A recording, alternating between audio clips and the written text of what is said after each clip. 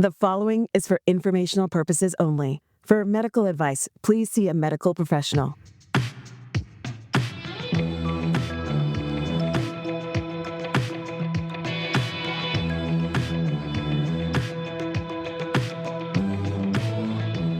Welcome to Staying Alive with Margaret and Susy.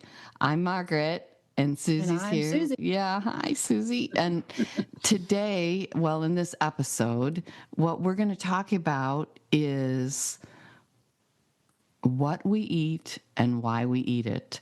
And what I want to do is start the episode by telling you about what I know about why we eat what we eat and why I eat what I eat. And then we'll get into the weeds of like just taking you through our day and tell you what we eat and why we eat it. Because people have different goals in terms of what they want to accomplish when they're eating, like nutrition is a good one, hopefully, but there's other reasons why people eat.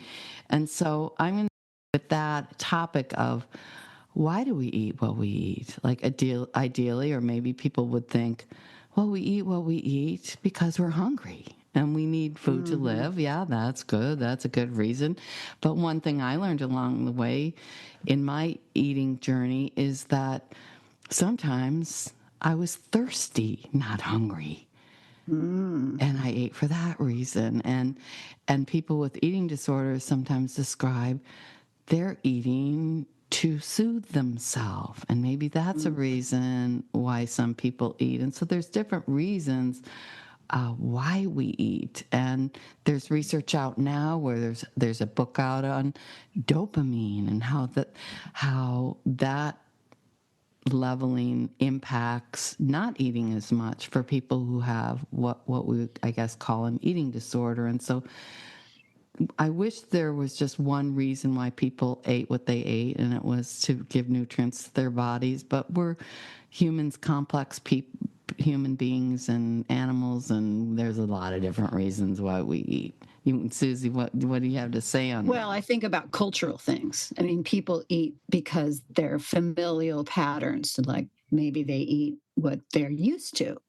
And I've heard studies that say that children who are fed a certain diet, like before they're 5 years old, if you try to feed them a certain way, regardless of what that is, whether it's they eat maybe not good or they eat really good, that they will return to those patterns later in life. And I think that Yeah. patterns are really, really intuitive with that. Yeah. As in terms of what we eat, yeah. Yeah. And then Yeah. thinking of a little bit further on why we eat, I was thinking about like when we just watch mothers feeding newborns who only eat the formula or the breast milk, if they're able to do that. And when a baby's crying, the mother doesn't know, what does my baby need? And right away they want to give the baby the bottle, the let's see if they're hungry. And sometimes I understand those cues can get off where children learn to self-soothe through eating. And unfortunately for some of us, that carries through in life. And probably for me, it carried through a little bit in my early years. But by the time I was a teenager, I found other substances that were much better for dopamine for me, like nicotine, and so I just went on to the harder stuff to bring up my pleasure quotient with the dopamine. But some people eat not when they're hungry, but for emotional reasons. And so it's good just to think of, when we're thinking about what we eat, it's also good to think about why we eat what we eat. And so for me, that's been a real journey. And I wanted to just talk about what I've eaten at different stages of my development and what my goals were. Different people have different goals, and it's good that Susie and I are very different people and probably can give very different perspectives, because I was one of these kids who, from adolescence, was overweight. And I wasn't the obesely overweight child, but I was like in the 20 pounds overweight, and people were always trying to control what I ate. When I first met Susie, guess what her nickname was? Susie, can I say it? Yeah. Stick, right? And so my life's journey around food and what I ate has pretty much my number one goal throughout my entire life was to control my, try and be losing weight or at least not gaining weight. And that for me has been a really big struggle through my whole life. And I finally come to an even keel place with it at 70. It's taken me that long to figure it out. And so I want to take with you on a journey of what I ate and why I ate it. So let's just kind of start in adolescence, Susie. Do you want to go first? You want to talk about? Oh gosh, Why did you eat what you ate in adolescence? I was a nervous person in adolescence. I was very thin and ate a lot. I mean, I would eat breakfast, lunch, after school, hamburger, dinner, dessert, and not gain a pound. And I was just really burned off a lot of calories. And I think part of that was genetic. My mother I tend to be built like my mother, and whereas my sister was, and so definitely plays a big role in how people's bodies are sometimes. But yeah, I was a nervous person, and I tend to still be an emotional eater. Yeah, so like if something stresses me out, I will look for something to eat to comfort my food. To me was also something that always interested me, which is why I got into nutrition, because I was kind of fascinated with food. I had two grandmothers that were really good cooks, and my mom sort of liked to cook, but not really. But I always wanted more vegetables and more fruit, and I was really interested in what was going on in the kitchen at my grandmother's house. Yeah. Yeah. So it's interesting when you say that. I was thinking this just the other day, like having I guess we'd call it a fast metabolism. Would that be fair to say? Yeah. To having a fast metabolism, like you, Susie, I was thinking, that's kind of a blessing and a curse for a kid, and It is. actually Yes. at any age, because when you can eat whatever you want,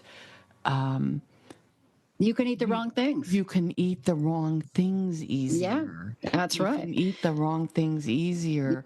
And it's interesting. It doesn't mean you're healthy. Yeah, Yeah. because I've had to be so careful.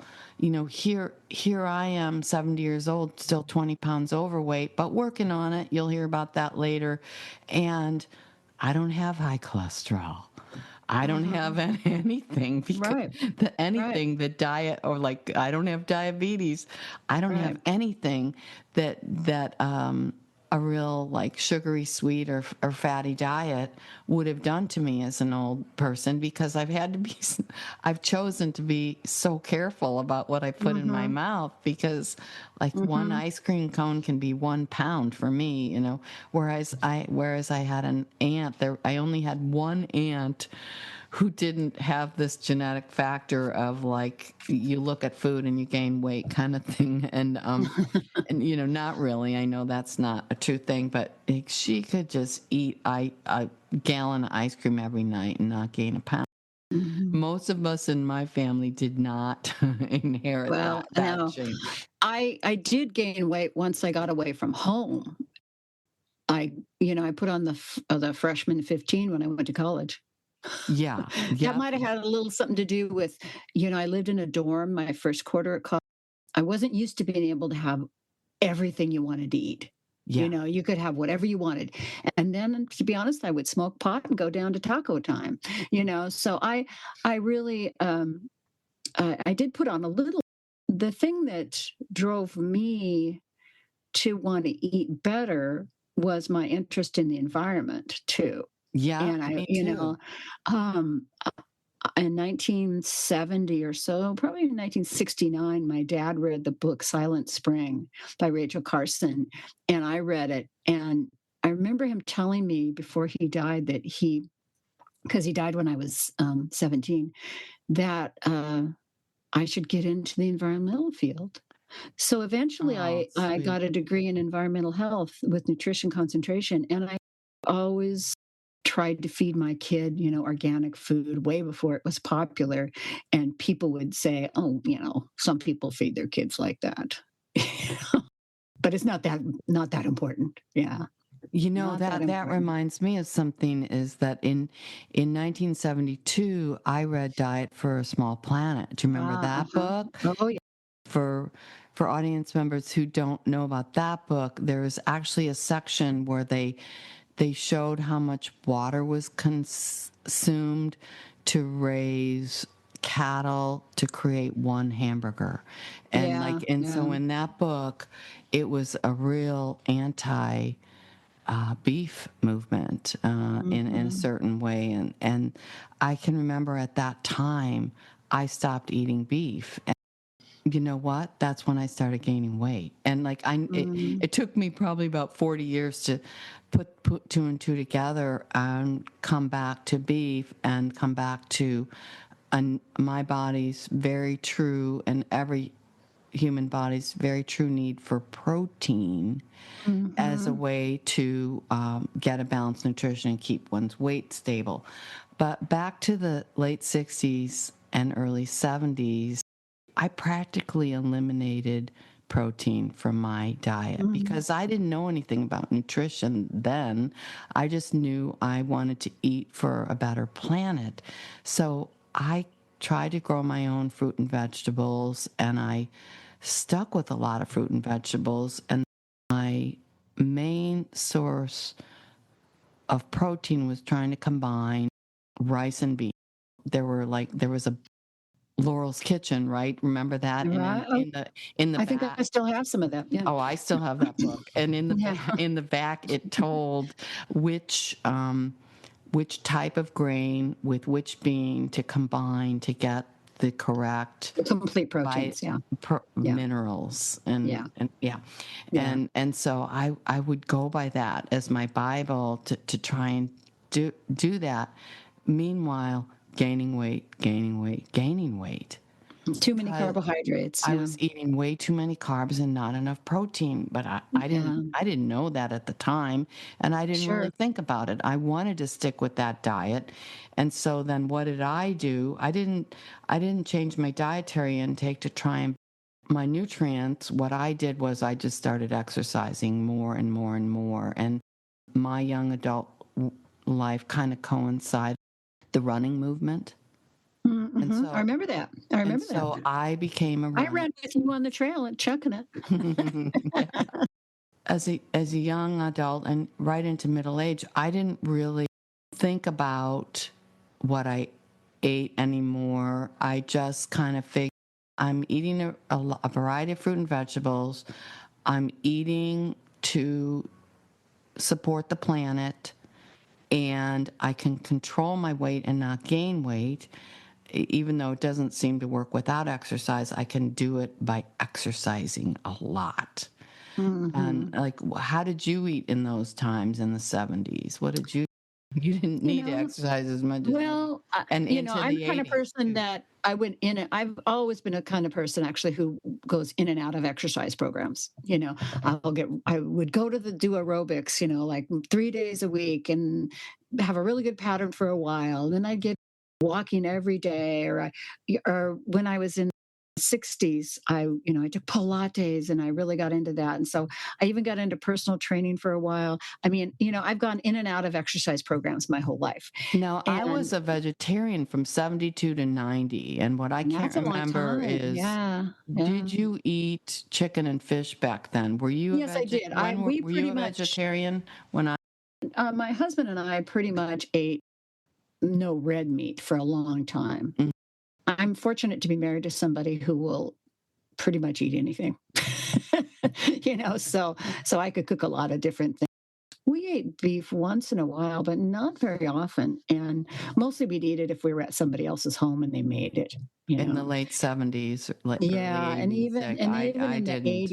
I 80s, didn't. even in the 80s, and I was real lucky. I had a kid in the 80s, and she would eat anything, I Yeah. mean, that kid ate Indian food, Thai food, what I was very fortunate. We always had a garden. Yeah. That was a big even in the 70s, I had a garden, and, then when I got together with my husband, we've always had a garden, so we had lots of produce, and And we lived in yeah, the Northwest, so we always knew a right. fisherman who would bring us salmon. And Yes, we I ate a can lot of remember, salmon.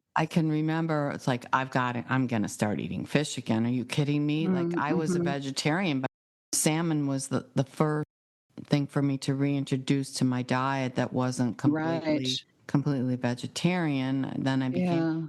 became a pescatarian because uh, you've got a beautiful fish coming right off the boat. I mean, Yeah. and Yeah. of course, as soon as you eat that food, you can just tell how much it's nourishing your Well, body. it was so plentiful too, and during those times here in the Northwest, yeah. Yeah, yeah. Now it's kind of expensive, but still available. It's just a little more spendy, and, Hmm. maybe you can trade for it here, but yeah, But I and, was we so ate much, chicken yeah. and fish. And now my husband wants to eat more red. I don't cook it very much. My grandkids like it too, so but I don't prefer red meat myself, so I don't cook a lot of it. Yeah. Yeah, yeah. I, Um, so in the 80s, was it mostly chicken and fish for you? It kind of mhm, was for mhm. me. Yeah, even in the 90s for me, I would say, um, yeah, even then. I And would, then I worked for a program where I was responsible for, um what Head Start kids ate.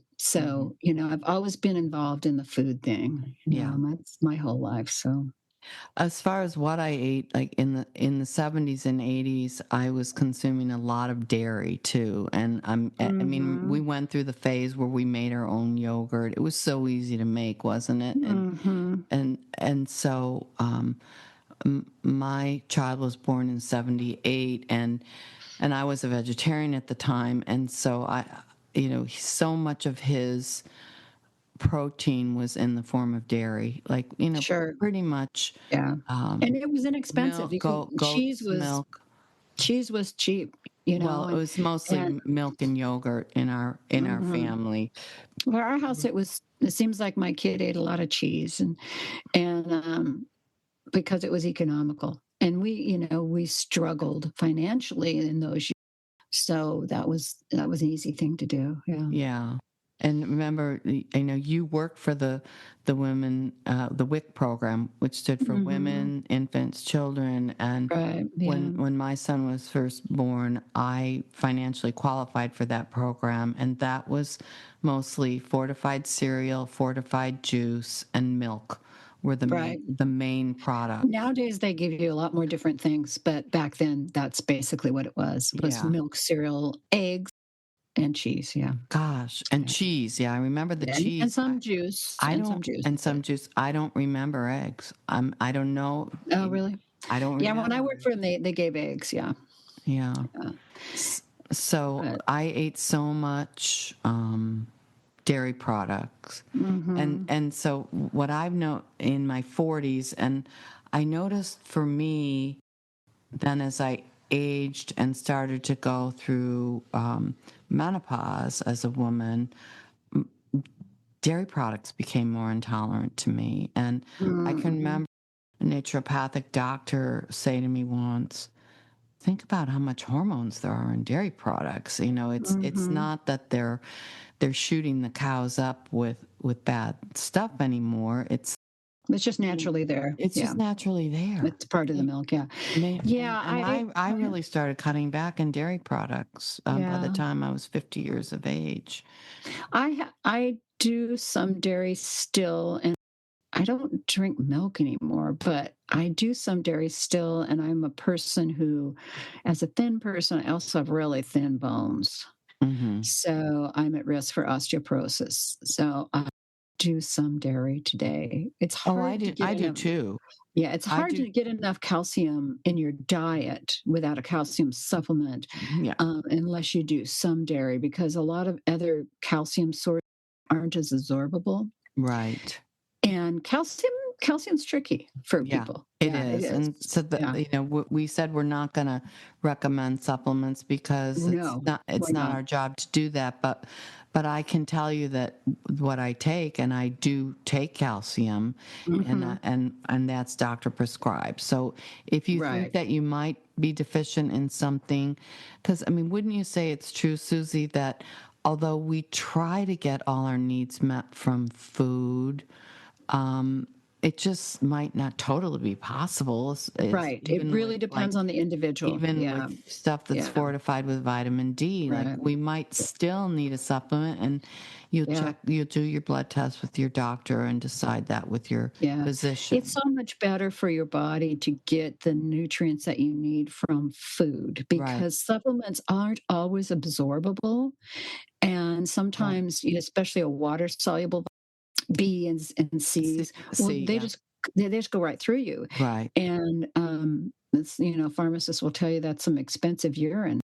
Yeah, And it's oranges are tricky. so great. I mean, there's so Yeah. many easy ways to get some And there's so many other vitamin good things in C. those foods, yeah. Yeah. Yeah. And the supplement industry is somewhat regulated, somewhat.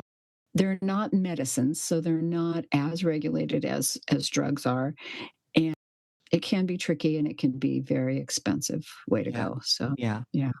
So when I was in middle age, I pretty much ate whatever I wanted, and I chose not to eat beef when I was in middle age. But I ate pretty much everything else. But then I didn't eat a lot of dairy. I pretty much stuck with yogurt and such. But I was still exercising a lot, and so Mhm. I was still basically able to maintain my weight by exercising. And I could still, I remember in our 50s, my husband and I were really into making our own homemade pizza. And Mhm. oh God, it was so good. And we had the pizza stone, and we probably made pizzas for dinner twice a week. And Mhm. believe me, the ingredients in that dough and on those pizzas, incredible. Mhm. I gained so much weight because at that point my knees had given out, and I couldn't run anymore like I had when I was a younger woman. A doctor told me in my early 40s, you have the knees of an 80-year-old woman. You have to stop running. You Mm. have to. And I was like, but I'm going to gain weight. Because it never occurred to me yet at that point. Think about what you're eating, Margaret. I at that point for my whole adult life for 25 years, I'd been maintaining my weight by just running, running, running, running. And I had to change my food plan, and I just decided to go on this extreme diet. I decided I'm going to be not overweight by the time I was 60. And I threw myself a big party. Susie remembers, she was there with me. And I had lost the weight that I'd gained in my 50s. Mhm. And I Mhm. did it through extreme dieting. And I was smart enough to know I was losing a lot of muscle strength along with that weight loss I was having, but I didn't care. I just wanted to lose the weight, and I knew what I was putting in my body was healthy. It was like I was consuming so many vegetables and some fruit too. And I'm not going to name the diet or anything, but I lost the weight. Well, guess what happened over the next few years? I gained it all back. And Susie knows how that can happen. 'Cause nutrition. So it was really not until my 60s where I began the journey to really figure out how to eat everything I needed nutritionally in my life and maintain my weight without doing extreme amounts of exercise. And Mhm. hey, I was in my 60s, so I couldn't even do extreme amounts of exercise at that point. I needed double knee replacements, which I eventually got. And so I had to really start thinking about what am I eating? And at that point, it was an aha moment for me, whereas I realized for me to maintain my weight and have balance in my diet, I have to eat more protein. And I Mm-hmm. am going to introduce small amounts of beef, allow myself to eat pork, allow myself to eat basically any protein that is going to provide the balance that I need to have Mm-hmm. a healthy diet. Yeah, I think protein is a big challenge because I know. it's, well, first of all, for the protein foods are tend to be the most expensive part of a meal plan, Mm-hmm. and um, so I struggle with that too, and I'm trying to make sure that we get enough protein in our diets here in my house, and I try to have protein at every meal because my struggle in life has been that I like as a kid I was just addicted to sugar. My Mm-hmm. dad forbid me to eat candy when I was 6 years old, so I would sneak it. And, and I even went to camp and snuck candy. And hid it in the woods. I was just a candy fanatic. And as an adult, I love to cook and I love to bake and I love to make things for my grandkids. Oh, please make cookies. So I struggle with that. The good news is I've discovered a lot of ways to make desserts and make sweet things for myself that doesn't have a lot. I've done a lot of research and found recipes. There's tons of recipes online that have great things that you can make for less sugar. I'm just going to make a joke here. I'm being facetious. If you had just started smoking like I did and discovered nicotine, you wouldn't have this lifetime, like, I need my dopamine, give me some sugar. No, I'm kidding. Yeah, But, yeah, and like, there are other things, I just want to put in a plug. There are other things that we can do to bring our dopamine levels up. Like I right. do And singing, sugar, singing, yeah, there singing, you go. There you go. Yeah, sugar is addictive, really it Mhm. is. I mean, because people get used to, like, if they're stressed out or if they have a sweet craving, they eat sugar and you get a dopamine rush. Yeah. And then, you think, oh, now I feel better. Isn't that Yeah. great? Yeah, that's been So my true. struggle pretty much my whole life. And I go without sugar sometimes. And then all it takes is like ice cream. Yeah. And next thing you know, I want it every. So it is a struggle. Last night I made chia pudding Oh, good. and it was good. It doesn't have any sugar in it. It has a few dates, Yeah.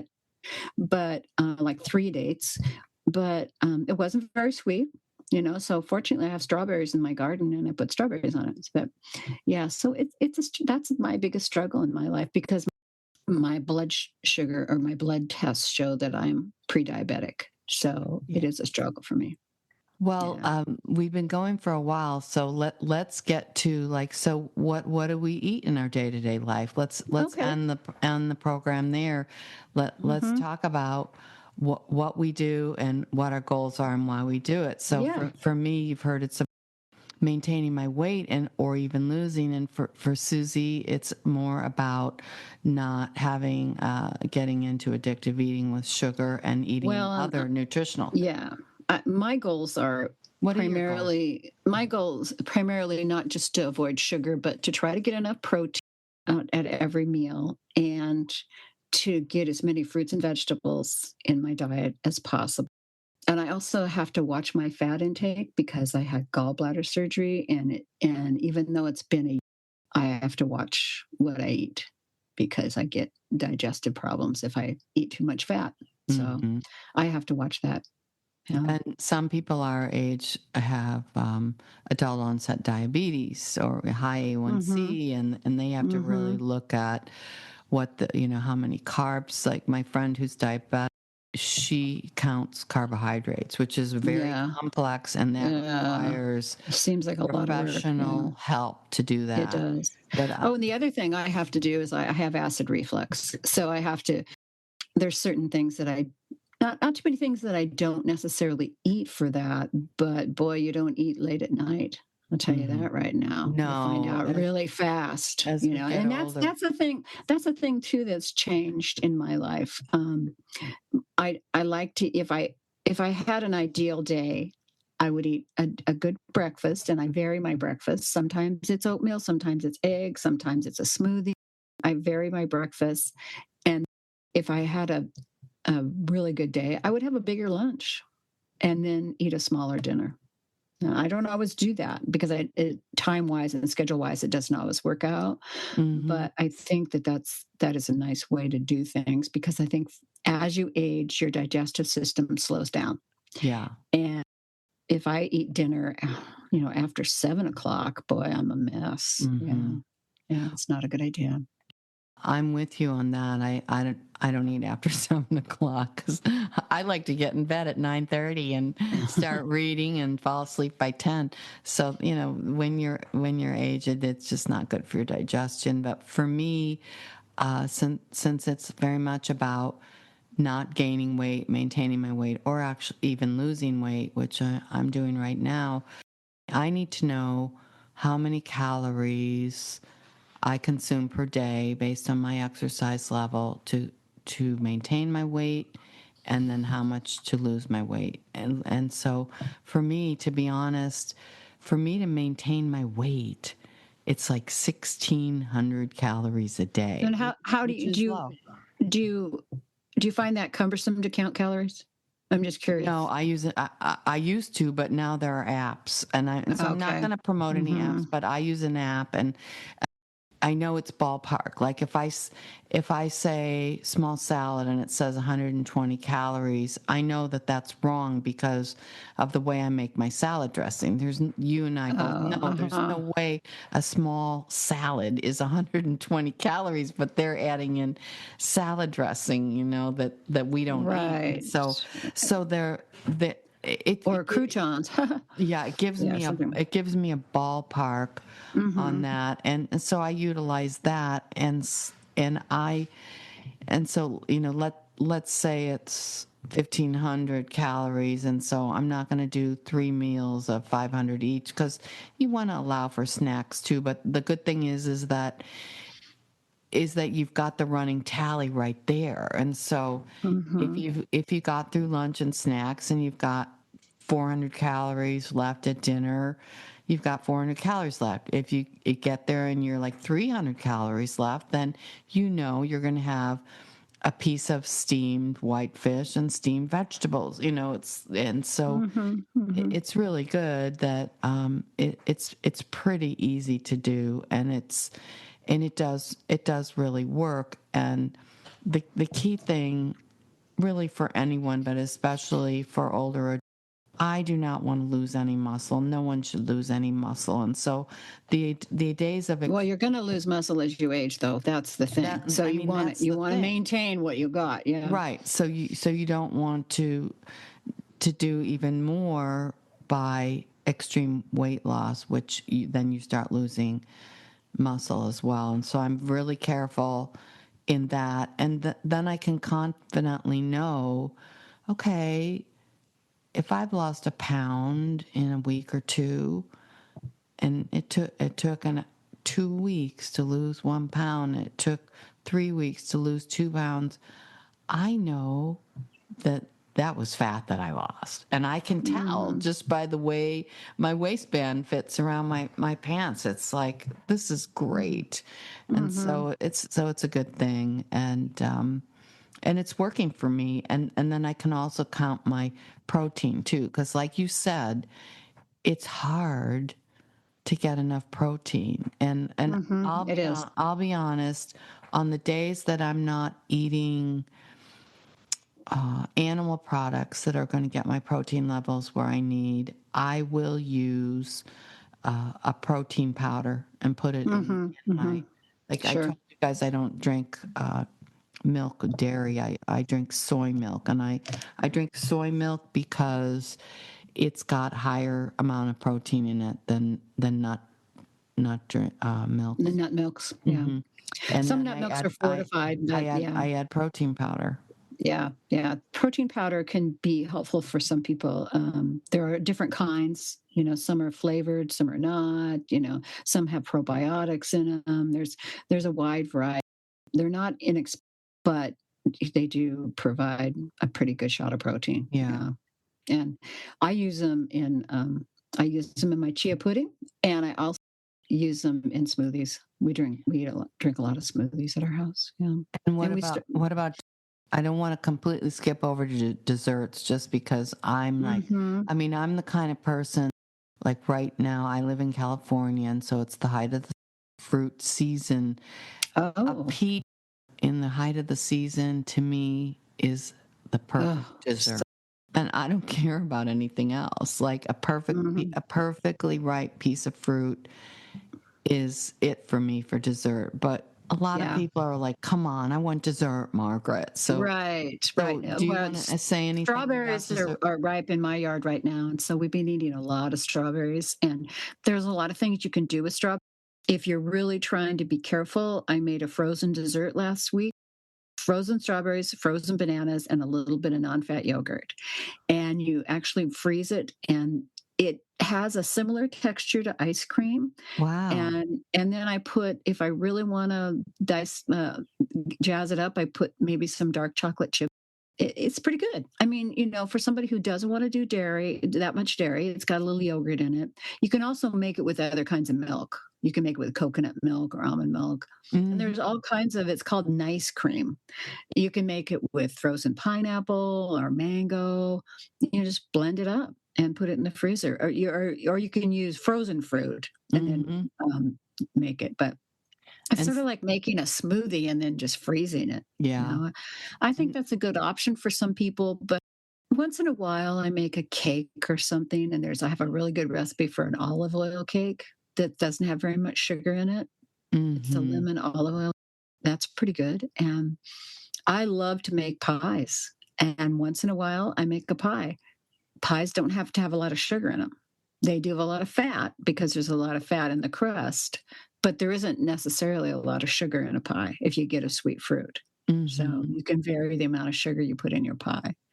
And sometimes for some people, if you really want something, sometimes it's better to go out and buy a cookie at a good bakery and have one as opposed to making them at home where you've made 2 dozen. For Oh, I me, see. And then yeah. that's a problem Yeah, I see. because Yeah. my husband is not really a big dessert person, so if I make a pie at home, it's like he'll have one piece and then he forgets about it. Well, I don't forget about it. It's like, "Oh, I'll have just a little sliver for breakfast. Oh, I'll have another one in the afternoon." It's like so I like to make desserts when I know I'm gonna have company, for celebrations. It was just my birthday this week, and my grandkids were like, "You didn't make a dessert." You know? Sorry, we didn't have dessert. But actually, we're gonna have something on Sunday, which is Father's Day, so Oh, sweet, sweet, sweet. Yeah, I'm not gonna say I don't have cake on my birthday. I still make my grandma Christmas cookies every Christmas that are filled with butter. But Mhm. when you're concerned like not having a weight gain like I am, it's like then you just take that into consideration and you Right. eat more steamed fish and vegetables for the Right. following couple of weeks, and it all Yeah, I works think, out. food is also part of your culture and part of celebrating. You gotta remember that food is plentiful here. I mean, we are so lucky in so many ways. Hmm. I think we've talked before, you and I, about how there were so many foods that weren't even around when we were kids. I mean, I think of the things that are in the grocery store today that I never saw as a child. Hmm. And even avocados. I didn't have an avocado till I was a teenager. Now, you've got a lot of food, plentiful food, and Yeah. So, cooking to me is also an art. I made sourdough bread this morning, as a matter of fact. yeah. So, Well, maybe we need to have so another episode on cooking because this has yeah, been a nice long yeah, one here. And Susie brings up the fact that we have plentiful food here. We live on the west coast of the United States, and even if you're in the heartland, I know my cousins who live in the heartland of this country. There are plenty of large grocery stores now that are all over yeah, this yeah, country where you can go and get the frozen fish that's delicious and yeah. frozen chicken, whatever you need. We're very fortunate. sometimes we take that for granted, that we Yeah. have all this wonderful food. Yeah. So enjoy it. Yes. Well, I think we've had a nice long session here, and so let's bring it to a close. Is that Yeah. good, Susie? Yeah. Yeah, it's good. And so I'm just going to say thanks for being with us. Until Yeah. next time, we are Staying alive. You've been listening to Staying Alive with Margaret and Susy. This show is hosted by Margaret Cooley and Susie Hymas. To subscribe to our show, leave a comment or ask a question, please visit stayingalivewithmargaretandsusy.com. Our podcast is available on all major podcast platforms. If you've enjoyed our program, please feel free to leave us a 5-star review. Thanks for listening.